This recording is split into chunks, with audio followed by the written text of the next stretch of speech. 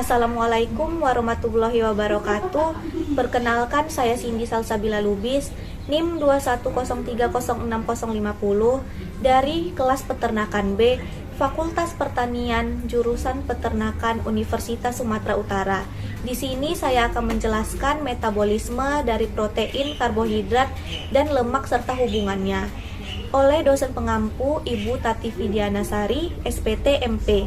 Yang pertama, yaitu jelaskan proses pencernaan karbohidrat pada monogastrit dan ruminansia. Pada monogastrit, pencernaan karbohidrat dimulai dari mulut dengan pelumas saliva di dalam gizat secara mekanis dan hidrolisis, dan dilanjutkan di dalam usus halus oleh enzim pankreas, empedu serta getah usus. Proses pencernaan ini hanya mampu menghidrolisis karbohidrat sederhana, sedangkan serat kasar tidak mampu didegradasi.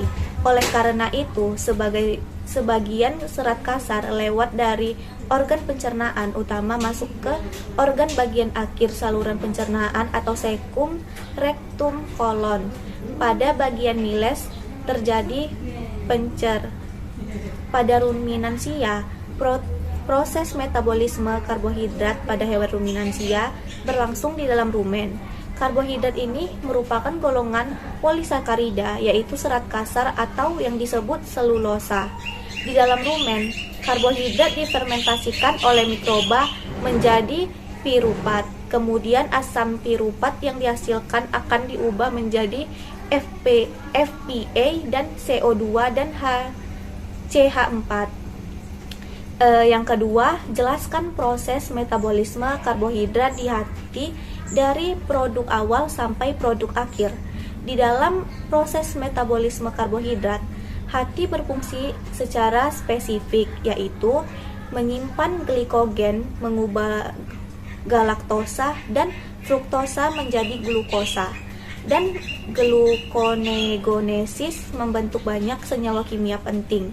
Dari hasil perantaran metabolisme karbohidrat, hati berperan penting dalam mempertahankan konsentrasi glukosa darah normal, misalnya dalam penyimpanan glikogen yang memungkinkan hati mengambil kelebihan glukosa dari darah, menyimpannya dan kemudian mengembalikannya kembali ke darah bila konsentrasi glukosa darah mulai turun terlalu rendah.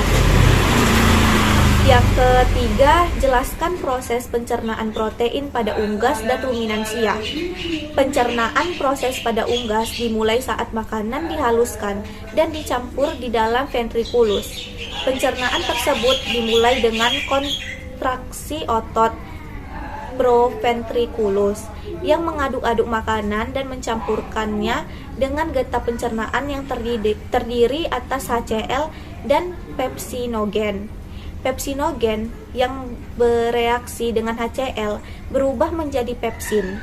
HCl dan pepsin akan mencegah protein menjadi senyawa yang lebih sederhana seperti polipeptida, proteosa, pepton, dan peptida. Penyerapan protein dimulai ketika makanan masuk ke dalam usus. Mukosa usus terdiri atas lapisan otot licin, jaringan ikat, dan epitel kolumner sederhana dekat rumen. Pada epitel pelapis terdapat banyak sel goblet yang menghasilkan lendir dan sekresinya membantu melicinkan makanan. Pada mukosa terdapat banyak pilus yang mengandung banyak pembuluh darah dan pembuluh limfa kecil. Lapisan epitel akan menyerap air dan zat-zat makanan. Sel absorpsi dan filus merupakan tempat absorpsi asam amino secara umum. Asam amino diserap oleh usus halus akan masuk ke dalam pembuluh darah. Pada ruminansia, asam amino untuk ternak berasal dari protein yang lolos degradasi atau base protein. Protein mikroba rumen yang tercerna dan terserap dalam usus serta dalam hasil fermentasi rumen. Perombakan protein oleh enzim proteolitik dalam rumen menghasilkan peptida dan asam-asam amino. Produk ini sebagian besar akan mengalami katabolisme lebih lanjut atau deaminasi, sehingga dihasilkan amonia atau NH3. Kegiatan deaminasi asam-asam amino menghasilkan amonia yang bersifat konstitutif, yang artinya bahwa mikroba rumen akan terus melakukan deaminasi terhadap asam amino. Walaupun telah terjadi akumulasi amino yang cukup tinggi di dalam rumen, protein pakan dan NPN dalam rumen akan dirombak menjadi asam amino dan amonia untuk selanjutnya disintesiskan menjadi protein mikroba. Kemudian masuk ke dalam abomasum dan selanjutnya dalam usus kecil diabsorpsi masuk ke dalam aliran darah. Di dalam rumen, sekitaran 80% spesies mikroba rumen mampu menggunakan amonia sebagai sumber nitrogen untuk sintesis protein. Bakteri rumen adalah pengguna amonia sebagai sumber nitrogen yang paling efisien. Di samping itu dimanfaatkan oleh mikroba rumen. Amonia yang dihasilkan juga diserap oleh darah melalui dinding rumen dibawa ke hati dan diubah menjadi urea. Beberapa urea ini mungkin dikembalikan ke rumen melalui saliva dan juga langsung menembus dinding rumen, tetapi bagian besar dikeluarkan bersama urin dan kemudian dibuang. Yang keempat, jelaskan proses metabolisme protein yang terjadi di dalam hati. Dalam rumen, protein pakan akan mengalami hidrolisa yang menjadi oligopeptida oleh enzim proteolitik yang dihasilkan oleh mikroba rumen. Oligopeptida selanjutnya akan diubah menghasilkan peptida dan asam amino yang bisa digunakan oleh sebagai mikroba rumen untuk pertumbuhannya, terutama oleh Bacteroides ruminicola, di mana bakteri ini mempunyai sistem transport untuk mengangkut asam amino ke dalam tubuhnya. Karena tidak semua peptida asam amino yang terbentuk dalam rumen digunakan oleh mikroba, di mana sebagian akan mengalir ke usus halus. Yang kelima, jelaskan proses pencernaan lemak pada monogastrit dan ruminansia. Pencernaan lemak pada ruminansia dimulai dari aktivitas mikroba dalam rumen terhadap lemak pakan yang akan membebaskan asam-asam lemak tak jenuh untuk kemudian diubah menjadi asam lemak tak jenuh dan tidak terserap rumen, melainkan terus ke alat pencernaan bawah atau usus halus, di mana ia akan diserap dan menyatu dengan kilomikron. Kilomikron ini mengandung lemak dan protein serta mempunyai fungsi sebagai alat transport lemak dari usus halus menuju ke jaringan-jaringan tubuh. Di dalam usus halus, lemak dipecah menjadi asam lemak dan gliserol oleh enzim lipase. Gliserol meneruskan perjalanan ke hati, sedangkan lemak tidak dapat langsung diserap oleh usus karena zat ini tidak larut dalam air. Penyerapan zat ini dipermudah oleh getah empedu yang akan mengemulsikan asam lemak menjadi suatu bentuk yang larut dalam air sehingga dapat diserap oleh sel mukosa usus halus. Lemak yang diserap masuk ke peredaran darah melalui vena porta ke hati melalui sistem limpatik dan ductus thoracius. Sebagai dari lemak yang diserap terutama yang masuk ke peredaran darah melalui sistem limpatik dapat langsung disimpulkan dalam jaringan. Sebagian besar lemak yang diserap mengalami metabolisme dalam hati. Kini tersedia suatu mekanisme yang mengangkut lemak dari hati menuju ke jaring-jaringan. Pencernaan lemak pada hewan monogastrit atau berlambung tunggal.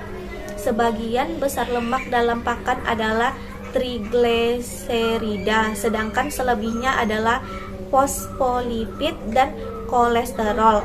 Saat lemak masuk ke dalam duodenum, maka mukosa duodenum akan menghasilkan hormon enterogastrik yang menghambat sekresi getah pencernaan dan memperlambat proses pengadukan. Lemak yang diemulsikan oleh garam empedu dirombak oleh estera yang memecah ikatan ester antara lemak-lemak dengan gliserol. Garam-garam empedu mengemulsikan butiran-butiran lemak menjadi butir yang lebih kecil, kemudian dipecahkan oleh enzim lipase pankreatik menjadi digliserida, monogliserida, asam-asam lemak bebas, dan gliserol. Penyerapan lemak dilakukan dengan mengombinasikan dengan garam empedu. Garam empedu dibebaskan dalam sel mukosa dan dipergunakan asam lemak dari gliserol untuk bersenyawa dalam fosfat untuk membentuk fosfolipid. Fosfolipid distabilisasi dengan protein dan dilepaskan dalam sistem getah bening sebagai globus-globus kecil yang disebut kilomikron yang kemudian dibawa ke aliran darah. Yang keenam, jelaskan proses metabolisme lemak di dalam hati. Pada proses yang pertama adalah hidrolisis atau lipolisis. Pada proses ini lemak akan diputuskan ikatan ester trigliserida, fosfolipid, dan glikolipid yang dilakukan oleh bakteri rumen. Pada proses ini dihasilkan asam lemak, gliserol, dan galaktosa. Hasil tersebut siap dimetabolisme secara lanjut. Asam lemak tak jenuh akan menjumpai pada proses ini. Asam lemak tak jenuh atau linoleat dan linolenat akan dipisahkan dari asam lemak, gliserol, dan galaktosa. Setelah dipisahkan, asam lemak jenuh tersebut akan diubah menjadi FVA. Bakteri aerobio lipolitikal digunakan untuk hidrolisis trigliserida. Bakteri Butyrivirio fibrisolen digunakan untuk menghidrolisis fosfolipid dan glikolipid. Beberapa faktor dapat mempengaruhi proses hidrolisis pada rumen, di antaranya level lemak atau pH, danionopon bakteri rendah. Proses kedua adalah hidrogenasi atau biohidrogenasi. Proses ini terjadi pada asam lemak tak jenuh. Hasil proses hidrolisis dalam rumen terjadi isomerisasi dari ikatan cis menjadi trans. Isomerisasi menyebabkan pengurangan asam lemak tak jenuh. Biohidrogenasi menyebabkan lemak esensial rusak, namun ternak tidak mengalami defisiensi. Lemak esensial dapat memenuhi kebutuhan lemak pada ruminansia. Kebanyakan lipid pada ruminansia masuk ke duodenum sebagai asam lemak bebas dengan kandungan asam lemak jenuh yang tinggi. Lemak akan diserap oleh duodenum. Asam lemak rantai pendek hasil hidrolisis akan diserap oleh dinding rumen. Asam lemak rantai panjang akan masuk ke dalam epitelium dan usus halus. Pada usus halus, lemak akan disintesis menjadi gliserida dan asam lemak oleh enzim lipase.